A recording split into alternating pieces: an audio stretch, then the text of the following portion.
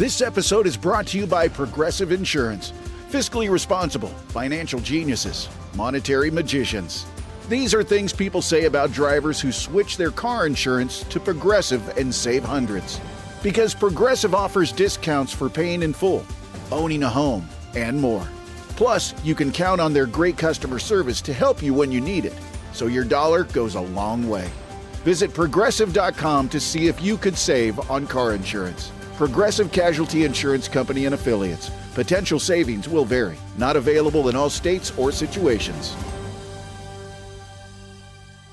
Hey, welcome back from vacation. It's Barnes and Leslie. You have a good time? You're good? Oh, I was in Alabama, sunny and 75. Man, I was in France. It was cloudy and 32. Ooh. It was frigid, but I'm glad to be back in America. Let's get some sleaze. We have a very special guest. No show quiz today because we were off last week, as you were, but we have a rock star instead, Sean Mullins. We'll chat with him. He brought his guitar, so he's nodding yes. He's going to perform live. He's coming up after Sleaze, which is brought to you by McDonald's. Support local business owners and entrepreneurs in your neighborhood by visiting a nearby McDonald's today. You know, Barnes, the Sleaze doesn't end just because we were out of town. No, it was solid.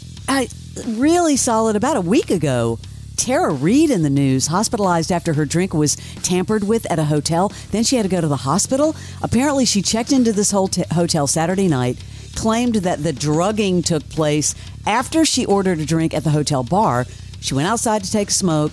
When she came back, her drink was uncovered with a napkin, and then she said, Then she said she was taken to the hospital. She was unconscious. But TMZ Live had her on, and Harvey asked a very obvious question. Well, because immediately after being poisoned and drugged and you go to the hospital, the first thing you do is you get on TMZ Live. Exactly. Obviously, that's always the first thing. Did they test it to see what drug it was? No, I didn't ask. It was all kind of vague. Like, it was all, like, very blurry. Do you know what I mean? It was like,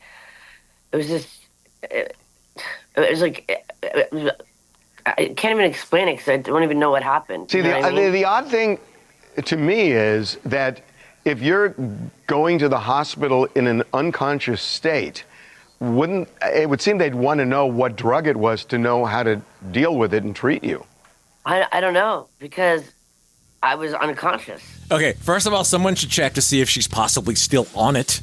Something's happening. She's slurring her words. Something's not right with this story. This story, when you look at it, because we see the video of what's happening here, and she is not looking at the camera. That whole part, she's looking away.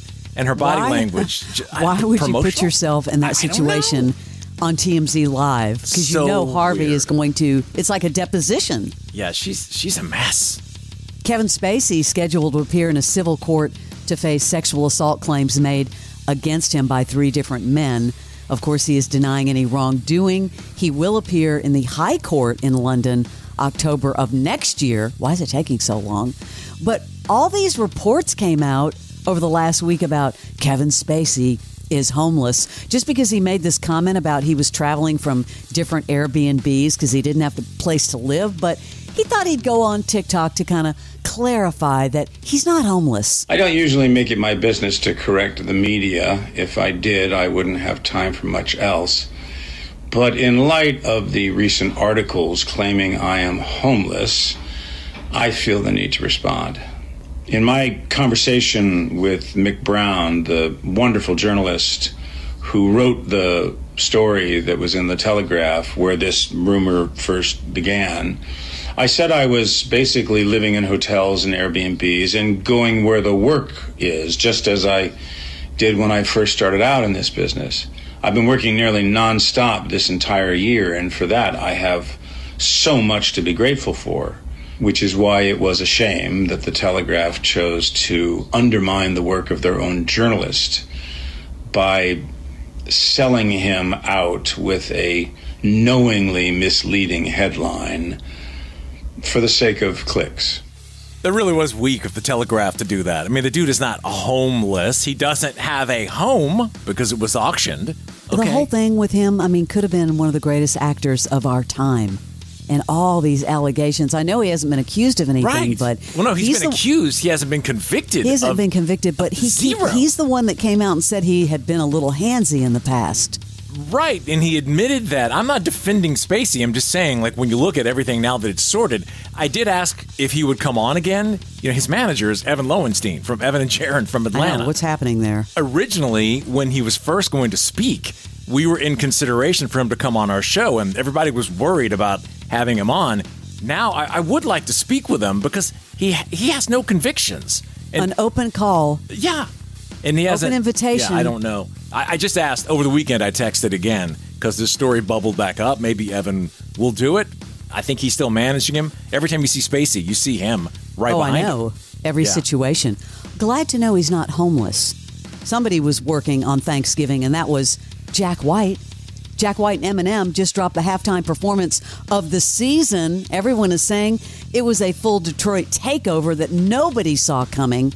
Well, first of all, Jack crushing Seven Nation Army.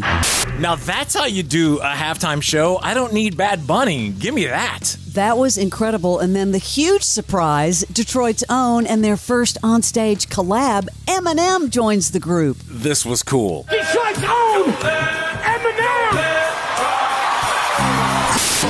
Two Rock and Roll Hall of Famers. Awesome. Right there. Jack White and, of course, Eminem. That is your Celebrity Sleaze.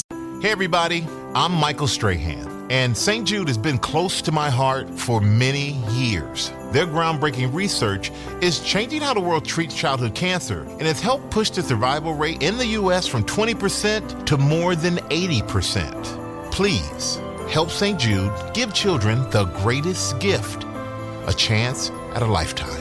This holiday, help St. Jude find more cures for more children. Donate now at musicgives.org.